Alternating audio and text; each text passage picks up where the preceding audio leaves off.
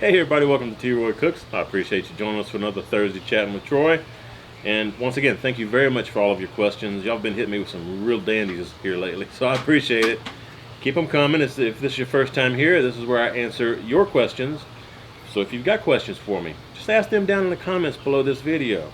If it's an urgent question, feel free to let me know that in the comment that you leave the question so that I'll answer you there in the comments below instead of waiting and putting them on a list and getting to your question maybe 6 weeks down the road.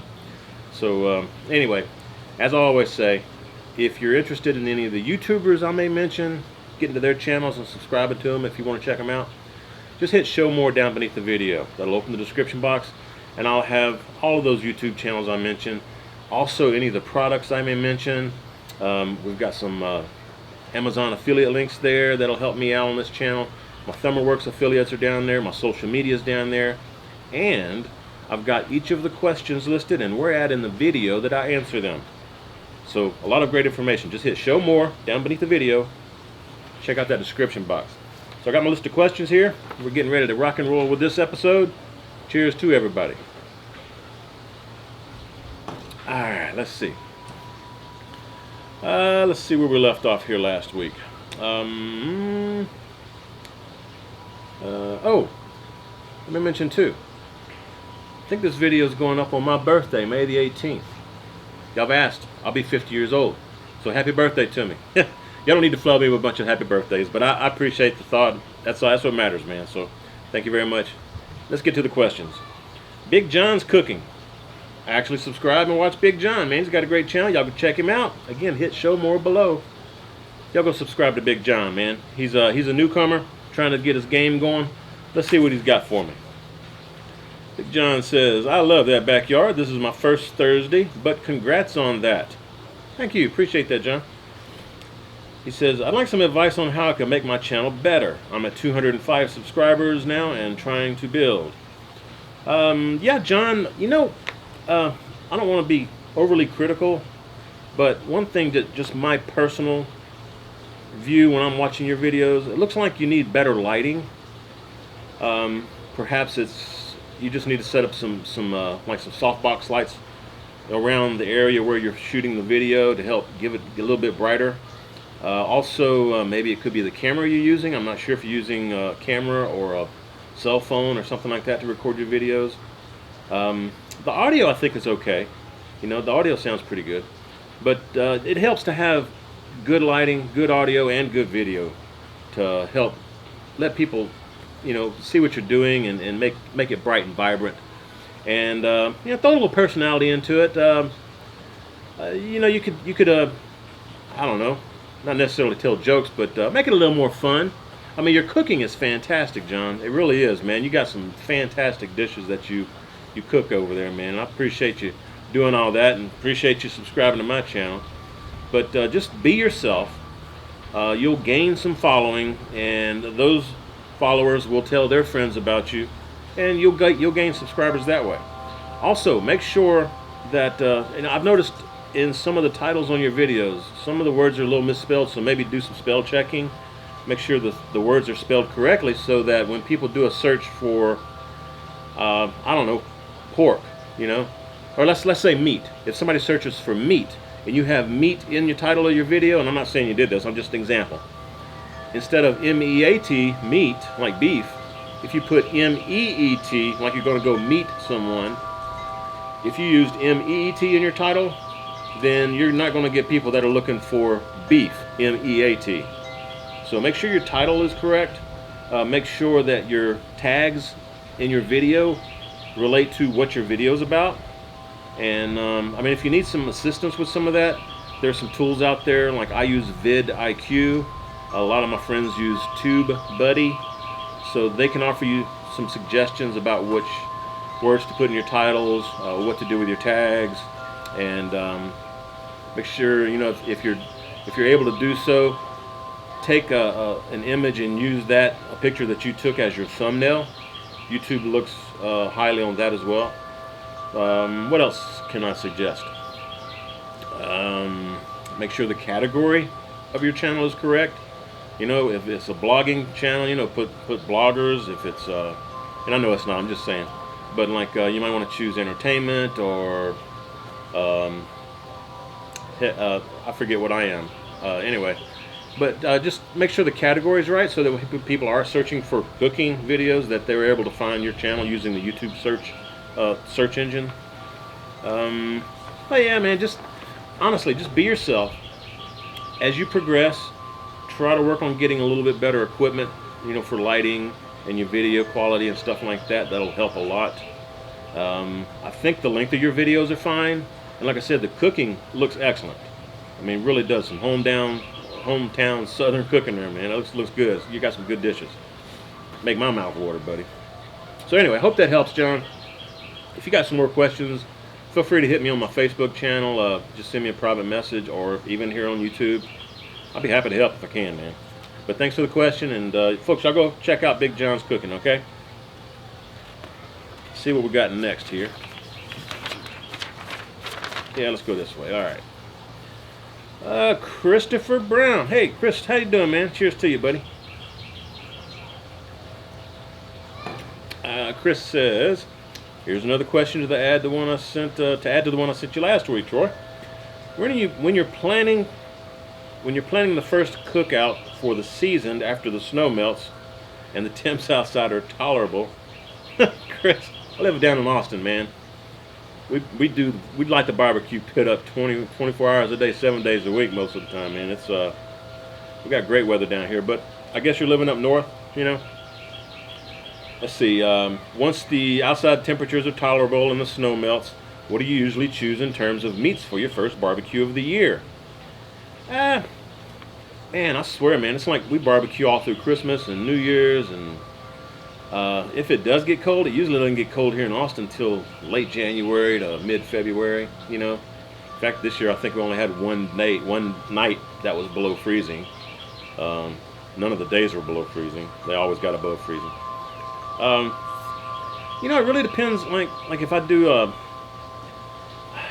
may do a brisket for Christmas or something, I may come back and do a pork butt the next time. I like to switch it up so that what I cooked last, which wasn't that long ago, honestly, I'll switch it up and do a different meat. So it depends on what I cooked last as to what I use first. If you're living in colder climates, and you've got your snow melted and you're ready to get outside and fire up your pit, if I lived up north, I'd probably throw in some ribs just to get that, barbecue flavor going in my mouth again. And ribs don't take but, 5-6 hours. Excuse me. So it's not a real long cook, but it'll whet your appetite and it'll make you want to do a longer cook the next cook that you do. So hope that helps, man. That's what I would do. Some pork ribs. St. Louis would be my favorite. What else you got here? He says, by the way, a YouTube channel I want to suggest you start watching and subscribe to is Deer Meat for Dinner. I've been watching them for a couple of years now, and they definitely know how to cook. There's also a few surprises along the way. Yeah, man, I actually do watch them. I'm subscribed to them. They've got a great channel. Nice family atmosphere, and they do have some wonderful cooking. I think they're down in Florida. So they've got all kind of fishing and stuff that they do a lot. Anyway, yeah, great channel. I'll put them down below if y'all are interested. Let's see what else. Small Town Barbecue. Great video once again, T-Roy. Cheers. Thank you, bro. I appreciate that. Cheers back to you. He says, sorry about the brisket questions all the time. Do you ever buy brisket and let it wet age longer until you actually smoke it a week or two later? No, generally I don't. Where I get my briskets from, well, like from Lobel's, they're already aged, dry aged a lot of times. Costco, my local HEB, they're wet aging their briskets for at least 21 days, 28 days or longer. So by the time I get them, they're fine. I usually just go pick them up, and within the next day or two, I'm putting it on the smoker. But they're cryovac sealed, so you definitely could age them longer, wet age them longer, if you desired. I don't see any reason why you couldn't go, heck, I don't know, 8 weeks or so if you wanted to. But yeah, man, it works out great. I haven't done it personally, but I can see where it would work. Help break down some of that tissue a little bit, some of the muscles. He says, also, in the add to that question, I just called a new local meat market in my area, and they have, excuse me, they have Wagyu crossed with Angus cattle. What does upper 2/3 choice grade mean? Man, I'm not aware of choice being subdivided into 3 different segments, but if it is, perhaps it is, and they may do that because it's crossed with Wagyu and Angus. So I don't know. Angus,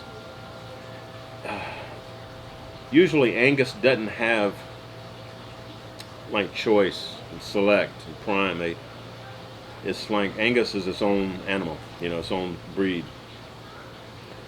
Kind of like Wagyu. I mean, Wagyu's got grades. I think like Kobe beef has, you know, A 1 through 5 all the way down to what, D or F 1 through 5 or something like that. So different breeds will have different categorizations. But for USDA select, choice, prime, I'm not aware that it's subdivided. But what this would imply, 2/3 upper choice, would mean that it's better than half of the other choice that is lesser grade choice.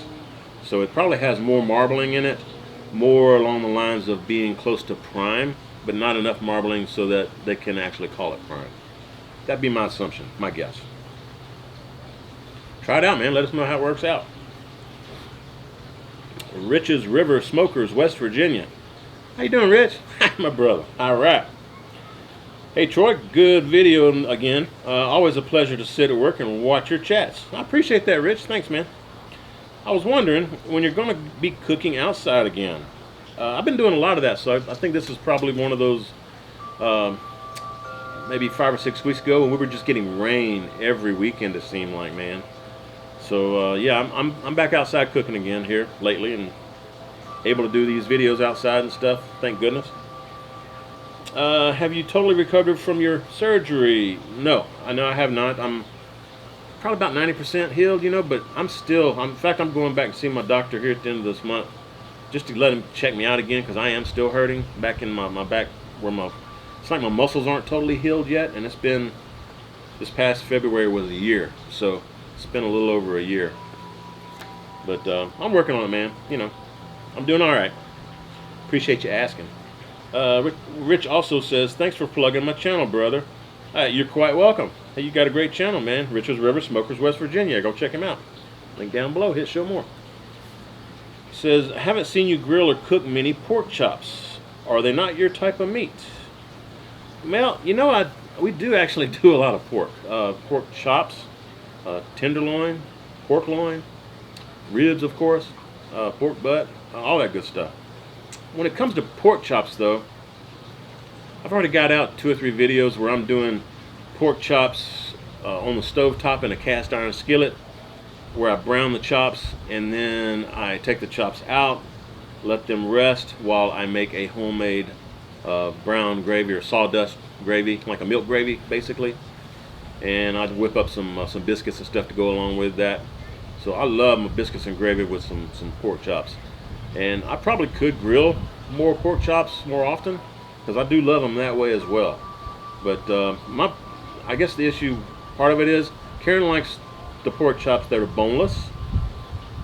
If I grill those, usually they come out kind of tough and dry.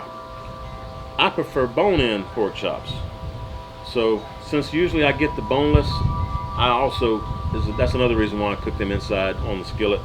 Because I can sear them real quick, pull them off before they get too overcooked and dried out like they probably would on the grill.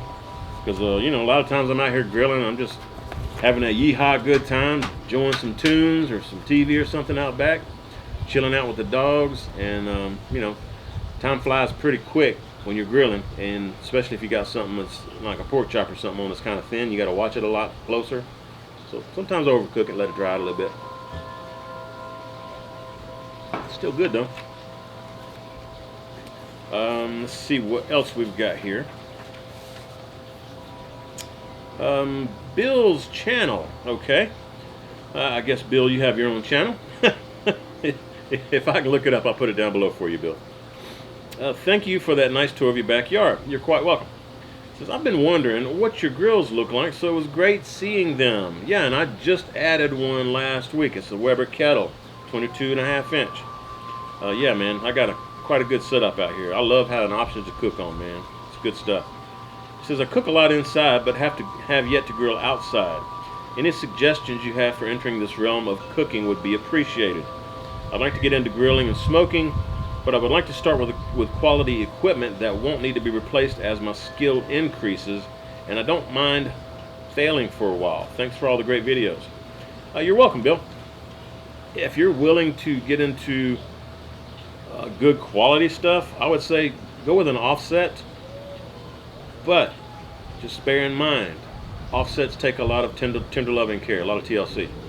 You got to keep that fire going once you get it going to maintain temps. You've got to add log every 45 minutes to an hour or so.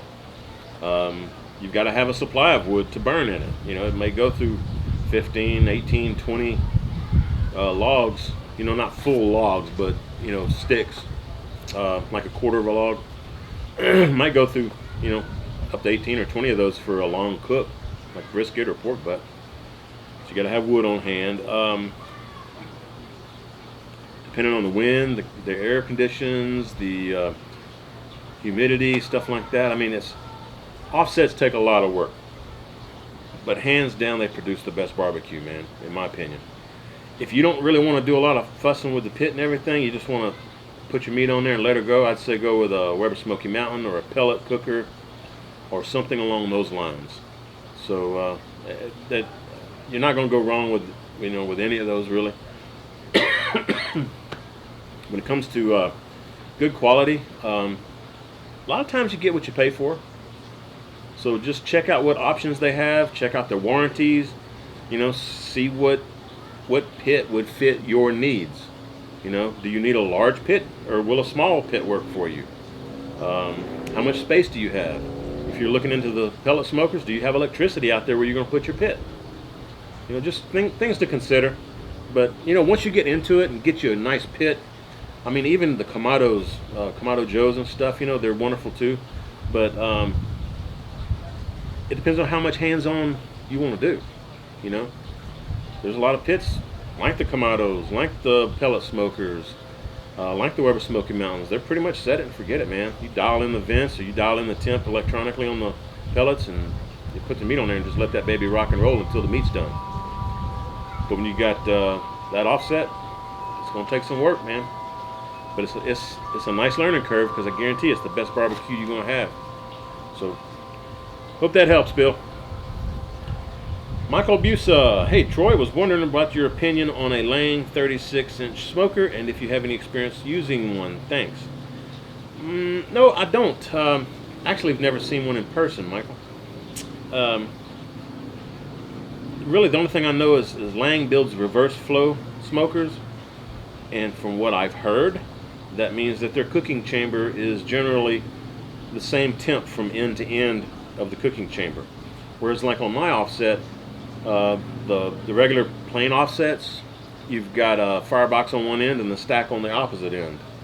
And you've got tuning plates or some heat management plate in there that you can adjust to change that so that you've got a hotter side and a cooler side if you so desire. Or you could set it up for even cook, or for even temps across the cooking grate.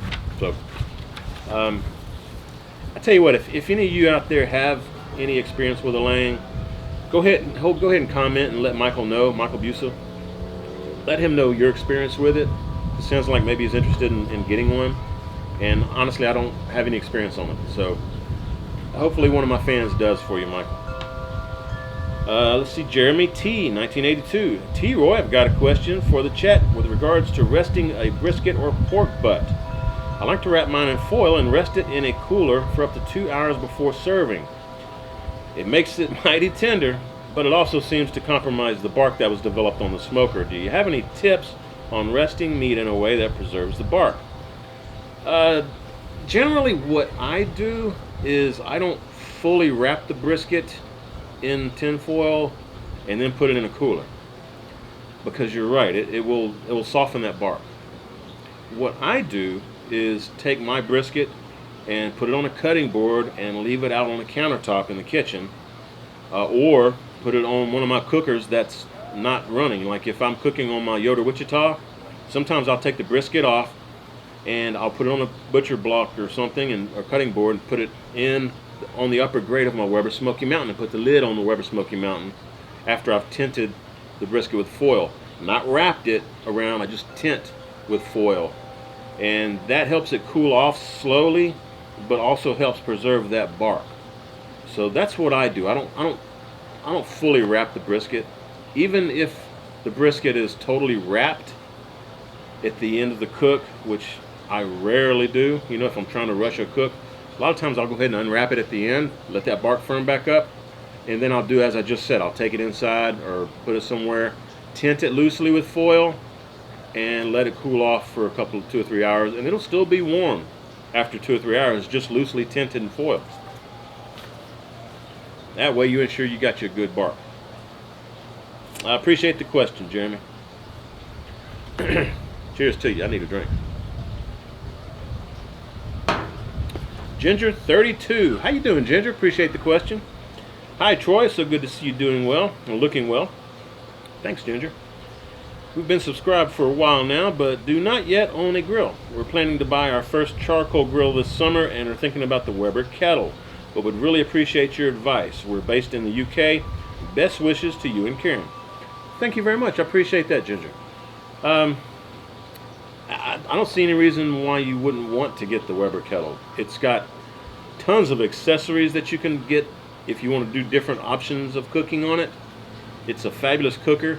If you take care of it, they will last you a long time, probably pushing 20 years or more. But again, everything, all the grill grates and charcoal grates, all that stuff is replaceable. If something should rust out or start giving out on you, they're wonderful. I can't say anything bad about any of the Weber products. I'd say go for it. That'd be a nice choice for your first charcoal grill, okay? Go for it. That'd be my suggestion. Appreciate the support, too. Y'all take care over there. Fabian, let's see. Hang on. Maybe I've answered this before. Nope, I don't think I have. Let's see. Fabian Ballesteros. Sorry if I butchered your name there, Fabian. I'm sorry, man. Hey, Troy. Hope you're having a good one, brother. Yeah, I am. Appreciate that, Fabian. Cheers. He says, I had a question that I was hoping you could help me answer. I'll give it my shot. I'll give it a good try, okay? He says, so I just purchased my 22-inch WSM about a week ago, fired it up on the same day, and made some great barbecue chicken. Made some great barbecue chicken on there, and have been using my Weber Smoky Mountain about every day. Now I've smoked a brisket before owning my Weber Smoky Mountain. It was a 13-pounder and it took about 12 hours to reach 200 Fahrenheit internal. And today is my first time smoking a brisket on the Smoky Mountain. It was a 16-pound before trimming and maintained a temp of 225 to 250 during the cook, which took 9 hours. He says 9 hours go by and the brisket's at 201 Fahrenheit. Is this normal or unheard of? There's nothing wrong with that. In fact, if you've seen me cook those Low Bells briskets, they're prime. Prime has more marbling. More marbling makes it heat up faster on the inside, which will help it cook faster. So you could very well have a 12-pound brisket after you trim it, you know, and everything. 12-pound brisket be done in 9-10 hours. It's happened to me. I would say what you've got, it was a really good marbled, well-marbled piece of brisket. But if you just get your regular select or your choice, it's going to be more like an hour and a half per pound to cook. So just bear that in mind. The grade of brisket that you buy, the grade of the meat that you have is going to make it a lot shorter cook if you get a well marbled grade, I guess. You know, same with Wagyu and Kobe and all that. So much marbling, they cook a lot faster, like an hour per pound or less. So bear that in mind. Not unheard of, though. Great question. Appreciate that. Escaleto Barbecue. It's Big Mike here. Troy, thanks for always replying to my comments and helping me out with your know-how. Could you give my channel a shout-out? Hey, there you go. Escaleto Barbecue. Escaleto Barbecue. Sorry. Excuse me. Sorry about that, guys. Escaleto Barbecue. Yeah, man, I'll put your channel link down below. Y'all go check him out. I think I subscribed to you a while back too, though. So if I haven't, I'll go ahead and subscribe to you as well. He says, finally, after many months of thinking, I took the next step in my life and started making barbecue and barbecue-related videos here on YouTube. You're an inspiration, and I hope one day I can have a faithful following like yours. Cheers. Big Mike, cheers to you there, big fella. Appreciate that. And I'm always glad to help. You know, I've got people that are always hitting me up on my Facebook and all that, asking me questions. Honestly, a lot of times I try to relax on the weekends. A lot of times I'll be cooking during the week. Or sometimes on the weekends I'll have parties and stuff, you know. Invite some of my YouTube buddies over. Like last weekend we did a crawfish boil. I didn't shoot a video of it, but we had a crawfish boil with a bunch of YouTubers over here, so had a great time. But a lot of times on the weekends, what I was getting to is you guys are out there cooking, and in the middle of your cook, something happens and you're not sure what to do. So you'll send me a direct message or something on Facebook or on YouTube, and I may not respond to it immediately because I'm relaxing and doing other things. I may be out swimming in the pool or something. So if you ask a question of me on the weekends, just know ahead of time I may not immediately respond. I'll try to. If I see it coming in, I'll respond. But I may be an hour or 2 or 3 hours later getting to it. So just bear that in mind. But I'm always glad to help if I can. Let's see. Jay the Guitar Player, my buddy T-Roy. How are you and the missus doing? We're doing great, man. Doing real good. Hope you and the family are doing well as well.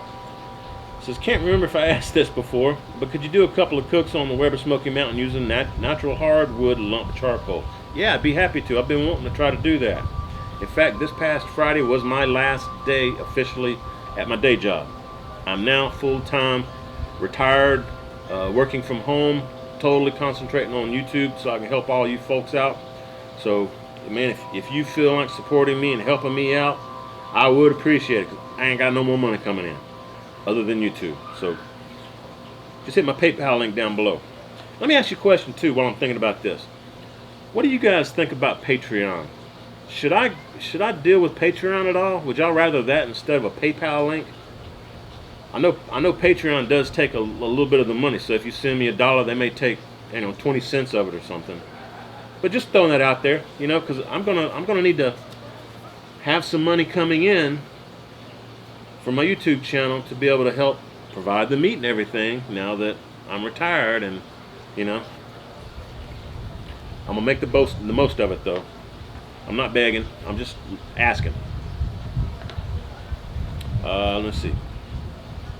Jay the Guitar Player says, yep, he wanted me to do the lump charcoal. I can definitely do that for you. Says, I got my first couple of cooks under my belt, and the lump charcoal seems to like burning at a steady 255 as measured by the stock thermometer. My Weber digital thermometer stuck into the side port reads around 265.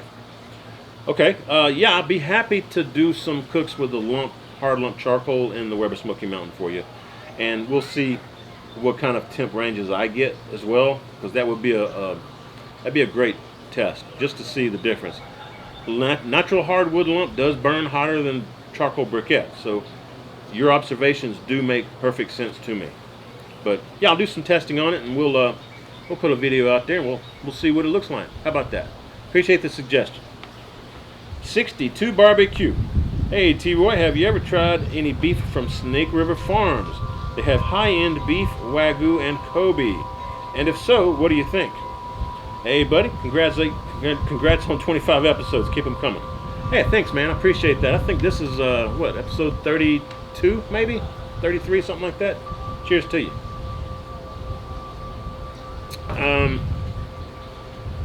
You know, I haven't tried the Snake River Farms because some of my other YouTube buddies out there, they're working with Snake River Farms. Personally, I'm working with Lobels, and I've mentioned this in the past, one of my earliest Thursday chats. I'm not going to go out and start working with another meat purveyor, which would probably tick off Lobels. I love Lobels meat, and I really appreciate it when they send me meat to use in my videos. Now, as I've said before, they don't pay me anything, but I do get meat provided for my videos, which helps a lot, especially when you're talking about prime or Wagyu type grade of meat. Really, really good stuff. And they dry age their meat and they ship it fresh to my front door, not frozen. The only thing they freeze is maybe some lobster tails, shrimp, stuff like that, you know, some seafood items. But their beef and their pork and chicken and turkey and all that stuff, it's fresh. Fresh, baby. All these other meat purveyors, as far as I know, all of them that I've ever heard of or looked at, they freeze the meat before shipping it to you. That's another reason you can always guarantee Lobel's meat is fresh. It's not sitting in the freezer somewhere until somebody wants to buy it. It's cut fresh to order. Lobels.com, go check them out. Appreciate the support there, 62 Barbecue. If you got a channel, I'll link it down below. Y'all can check it out. Just hit show more. Steve Gibson, he says, I'm looking at a Yoder like yours and the Lang 36 patio version reverse flow smoker. Wanted to take the next step into a stick burner and don't mind spending the money. I just don't want to make the wrong choice. What are your thoughts? Thanks, Big Daddy from Tennessee. Steve, my man, you know, honestly, it depends on what options you want and what that company is going to charge you for those. And shipping. I mean, do they have a local retailer that you can have delivered to your home, or are you going to have to go pick it up somewhere? Those are some other options to think about as well. As far as reverse flows versus regular flow smokers, they're all going to cook great, especially if you get something like a Lang or a Yoder or a Gator Pit or a Lone Star Grills or Shirley Manufacturing. Y'all keep reminding me I need to mention them. I mean, there's a lot of fantastic pit makers out there. Just check them out, see which one fits your style of cooking the best. They're all going to be comparable, okay? You're not going to go wrong with any of those better grade smokers. Like I mentioned before, though, I think the Langs are reverse flow, as you mentioned also. And from what I've heard, you get even cooking across the chamber where you're cooking. Whereas a regular stick burner like I've got, the Wichita, you can vary that cooking chamber from side to side so that you get different cooking temperatures, which I find very helpful. So something else to consider. But man, when you get your pit, send me a picture of it. I'll be curious to see what it looks like, and congrats. Yeah, that's going to be some good summer barbecuing if you can get you one order. That's another thing too. Check out how long the wait period is. That's one of the reasons I got the Yoder Wichita, because it was like a 6 to 8 week waiting period. Unless they've already got one that somebody, let's say somebody ordered one and for some reason they changed their mind and they didn't want it, but it was already being built. The company may go ahead and build it and have it sitting, and you may be able to get a little discount on it because it was built for somebody else and they reneged on the deal. So check that out as well. But a lot of these larger companies where they make really good pits, you're going to wind up waiting several months or more to have a pit built and customized to your specifications. So it's just something else to think about. Appreciate the question, Steve. Let's see.